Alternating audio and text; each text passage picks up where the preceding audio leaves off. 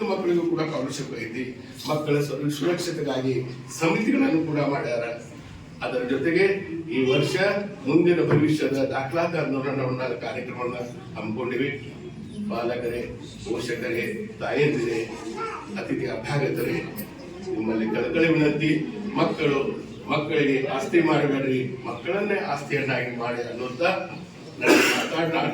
ಮಾತನಾಡಲು ಅವಕಾಶ ಕೊಟ್ಟಿರ್ತಕ್ಕಂಥ ಎಲ್ಲ ಅತಿಥಿ ಅಭ್ಯಾಗತರಿಗೆ, ಎಲ್ಲ ತಾಯಂದಿರಿಗೆ, ಎಲ್ಲ ಪೋಷಕ ಬಂಧುಗಳಿಗೆ, ಪಾಲಕರಿಗೆ, ಮುದ್ದು ಮಕ್ಕಳಿಗೆ ಕೋಟಿ ಕೋಟಿ ಶರಣೆಂದು ನನ್ನ 2 ಮಾತಿಗೆ ವಿರಾಮವನ್ನು ನೀಡುತ್ತೇನೆ. ಎಲ್ಲರ ಪಾಲಕರಲ್ಲಿ ನಮಸ್ಕರಿಸುತ್ತೇನೆ. ಯಾಕಂದ್ರೆ ಇಂಥ ಶಿಕ್ಷಕರನ್ನು ಬೇಡಿಕೊಳ್ಬೇಕಂದ್ರೆ ನಮ್ಗೆ ಎಲ್ಲೂ ಪುಣ್ಯ ಮಾಡಿದ್ವು. ಆ ತರ ಶಿಕ್ಷಕರನ್ನ ಸಿಕ್ತಾರ. ಇನ್ನೂ ಶಿಕ್ಷಕರು ಒಂದಿಬ್ರು ಸಿಗ್ಲಿ ಅಂತ ಹೇಳಿ ನಾ ಕೇಳ್ಕೊತೀನಿ. ಮತ್ತೆ ಇನ್ನೊಂದು ನನ್ನ ಮಗಳನ್ನ ಹೇಳ್ತನು, ಎಲ್ಲಾ ಖಾಸಗಿ ಅಲ್ಲಿ ಇಲ್ಲಿ ರೊಕ್ಕ ತುಂಬಿ ಹಿಡಿದ್ರಲ್ಲಿ ಆಗ್ತಿಲ್ಲ. ಯಾಕಂತ ತಿಳ್ಕೊರಿ, ನಾವ ಸುಮ್ಮನೆ ಲಾಸ್ ಆಗಿ ಹೋಗ್ತೀವಿ. 50,000 ಗಂಟ್ಲೆ 60,000 ಗಂಟ್ಲೆ ಅಲ್ಲಿ ಹೋಗಿ ನಿಂತಿರ್ತೀವಿ. ನಾ ರೊಕ್ಕ ತುಂಬಿರ್ತಿಲ್ಲ. ನನ್ನ ಮಗಳ RT ಆಗಿತ್ತ ಕಾನ್ವೆಂಟ್ಸ್ ಅಲ್ಲಿ. ಆದ್ರೂ ಅಲ್ಲಿ ಶಿಕ್ಷಣ ಒತ್ತಡ ಹೆಚ್ಚಾಗತ್ತಿಲ್ಲ. ಆದ್ರೆ ತಿಳ್ಕೊಳ್ಳೋ ಶಕ್ತಿ ಮಕ್ಕಳದ ಕಮ್ಮಿ ಇದೆ. ನಾವು ಯಾವ ತರ ಹೇಳ್ಬೇಕು, ಇಲ್ಲಿ ಏನ್ ಸಿಗ್ತೈತಿ, ನಾವು ಆಟದ ಮೂಲಕ ಆಗ್ಲಿ, ನಾವು ಮನ್ಯಾಗ ಹೆಂಗ ನಡ್ಕೋಬೇಕು ಅನ್ನೋದು ಎಲ್ಲ ನಮ್ಮ ಕನ್ನಡ ಶಾಲೆ ಶಿಕ್ಷಕರಲ್ಲಿ ಐತದ. ಆದ ಅಲ್ಲಿ 4 ಸಲ ಹೇಳೋದು, ಇಲ್ಲಿ 1 ಸಲ ಹೇಳಿದ್ರು ತಿಳ್ಕೊತಾರ.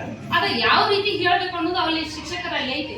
ನನ್ನ ಮಗಳು ಇನ್ನೂವರೆಗೂ ನನಗ ಅಲ್ಲಿ ಏನಾಗತ್ತಿತ್ತು, ಒತ್ತಡ ಮಾನಸಿಕವಾಗಿ ಕುಗ್ಗಾಕತ್ತಿರಕ್ಕೆ. ಅಲ್ಲಿ ಬರೇ ವರ್ಕ್ ಜಾಸ್ತಿ ಕೊಡಂತ. ಇಲ್ಲಿ ಬರೇ 1 ಲೆಕ್ಕ ತಿಳಿಸಿರ ಮೇಡಮ್, ಅದ ಇಮಿಡಿಯೇಟ್ಲಿ ಮಾಡಿ ತೋರಿಸ್ತಾರ. ಮತ್ ಇನ್ನೊಂದು ಆಕಿ ನಮ್ದ ತೊಂದ್ರೆ, ಯಾಕಂದ್ರೆ ನಮ್ಮ ಮನೆಯಲ್ಲಿ ಸ್ವಲ್ಪ ಪ್ರಾಬ್ಲಮ್ ಇರಾಕತ್ತಂದ್ರೆ ಅಭ್ಯಾಸ ಮಾಡಕ್ ಬಾಳ ಪ್ರಾಬ್ಲಮ್ ಆಗತೈತಿ. ಆದ್ರೂ ನಮ್ಗ ಸುನಂದ ಟೀಚರ್, ಆಮೇಲೆ ಬಸಮ್ಮ ಟೀಚರು, ಇನ್ನು ಎಲ್ಲಾ ಟೀಚರ್ಗಳು ಬಂದಾರ. ಆಕಿನ ಕವರ್ ಮಾಡ್ತಾ ಇದ್ದಾರ. ಅವರಲ್ಲಿ ಇನ್ನೂ ಕವರ್ ಮಾಡ್ಲಿ ಅಂತೇಳಿ ನಾ ಕೇಳ್ಕೊತೀನಿ.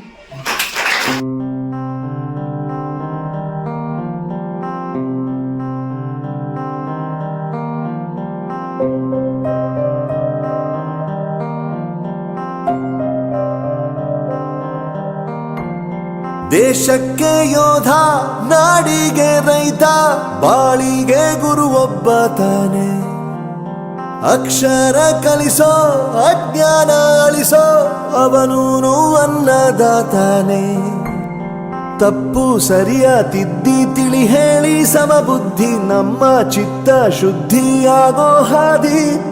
ಎಷ್ಟೇ ದೂರ ಹೋದ್ರೂ ಮರಿಬೇಡ ನಿನ್ನ ಬೇರು, ನಿನ್ನ ಸಾಧನೆಗೆಲ್ಲ ಇದುವೇ ಆದಿ. ಪಾಠಶಾಲಾ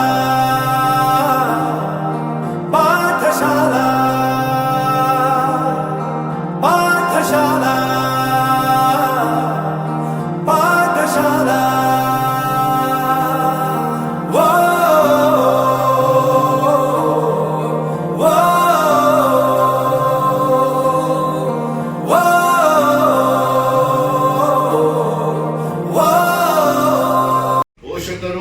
ಶಿಕ್ಷಕರು, ಮಕ್ಕಳು ಆದಿಯಾಗಿ ಈ ಭವ್ಯವಾಗಿರ್ತಕ್ಕಂಥ ಕಾರ್ಯಕ್ರಮವನ್ನು ಹಮ್ಮಿಕೊಂಡಿದ್ದಾರೆ.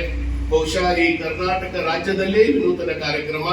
ಅದರ ಜೊತೆಗೆ ಬಹುಶಃ ಭವ್ಯ ಭಾರತದಲ್ಲಿಯೂ ಕೂಡ ಇದೊಂದು ವಿನೂತನ ಕಾರ್ಯಕ್ರಮ.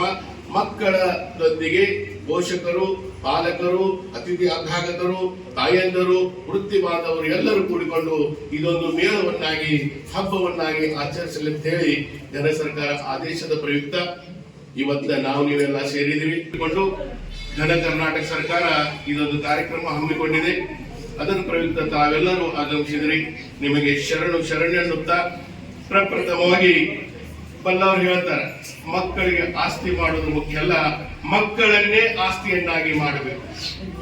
ಮಕ್ಕಳನ್ನ ಆಸ್ತಿ ಮಾಡೋದಕ್ಕಿಂತ, ಮಕ್ಕಳಿಗೆ ಆಸ್ತಿ ಮಾಡೋದಕ್ಕಿಂತ ಮಕ್ಕಳನ್ನೇ ಆಸ್ತಿಯನ್ನಾಗಿ ಮಾಡಬೇಕು ಅನ್ನುವಂತ ಬಲ್ಲವರ ನುಡಿಯಷ್ಟೇ.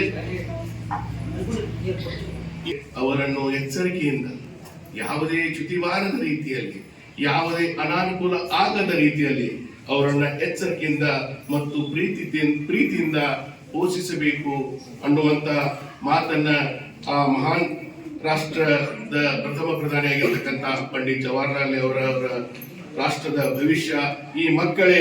ಏಕೆಂದರೆ ಅವರು ಭವ್ಯ ಭಾರತದ ರಾಷ್ಟ್ರದ ಭವಿಷ್ಯ ಅನ್ನುವಂತ ಮಾತನ್ನ ನೆನಪಿಸಿಕೊಳ್ಳುತ್ತಾ, ಪ್ರಥಮದಲ್ಲಿ ಈ ಶಾಲೆಯ ಹಿನ್ನೆಲೆಯನ್ನ ಶಾಲೆ ನಡೆದು ಬಂದ ದಾರಿಯನ್ನ ಮೆಲುಕು ಹಾಕಂತೇಳಿ ಸರ್ಕಾರದ ಆದೇಶ. ಅದಕ್ಕಾಗಿ ಈ ಗ್ರಾಮದಲ್ಲಿ 1938ರಲ್ಲಿ ಸ್ಥಾಪನೆ ಆಗಿರ್ತಕ್ಕಂಥ ಶಾಲೆ ಇದು. ಸರಿಸುಮಾರು 87 ವರ್ಷದಿಂದ ತಮ್ಮೆಲ್ಲರ ಆಶೀರ್ವಾದದಿಂದ, ತಮ್ಮೆಲ್ಲರ ಹಾರೈಕೆಯಿಂದ, ತಮ್ಮೆಲ್ಲರ ಮಾರ್ಗದರ್ಶನದಿಂದ, ತಮ್ಮೆಲ್ಲರ ಸಲಹೆ ಸೂಚನೆಗಳಿಂದ ಈ ಶಾಲೆ ನಡೆದು ಬಂದಿದೆ. 1938ರಲ್ಲಿ ಸ್ಥಾಪನೆ ಆಗಿರ್ತಕ್ಕಂಥ ಈ ಶಾಲೆ ಇಲ್ಲಿಗೆ 87 ವರ್ಷ ಮುಗಿಯಿತು.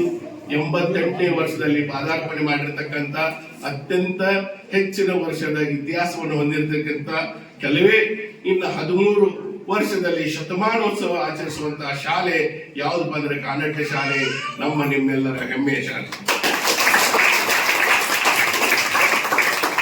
ಅದರ ಜೊತೆಗೆ ಪ್ರಪ್ರಥಮದಲ್ಲಿ 1938 ಜುಲೈದಲ್ಲಿ ಪ್ರಾರಂಭವಾಗಿರ್ತಕ್ಕಂಥ ಈ ಶಾಲೆ ಪ್ರಪ್ರಥಮ 5 ವಿದ್ಯಾರ್ಥಿಗಳು ಯಾರಿದ್ರು ಅನ್ನುವಂತ ಮೆಲಕನ್ನ ಈ ಸುಸಂದರ್ಭದಲ್ಲಿ ವ್ಯಕ್ತಪಡಿಸ್ತೇನೆ. ಯಶವಂತ್ ಯಲ್ಲಪ್ಪ ಅರಗಿ, ರಾಮನಗೌಡ ಹೆಬ್ಬೂಲಿ ಪಾಟೀಲ್, ಶಂಭುಲಿಂಗಯ್ಯ ಪಡದಯ್ಯ ಮಠದ್, ಮಲ್ಲಪ್ಪ ಚನ್ನಪ್ಪ ಕುಡಚಿ, ಗುರುಸಿದ್ದ 12/12/1939 ಕೂಡ ಈ ಶಾಲೆ ಮೇಲಾಧಿಕಾರಿಗಳಿಂದ ತಪಾಸಣೆಗೆ ಒಳಪಟ್ಟಿದೆ.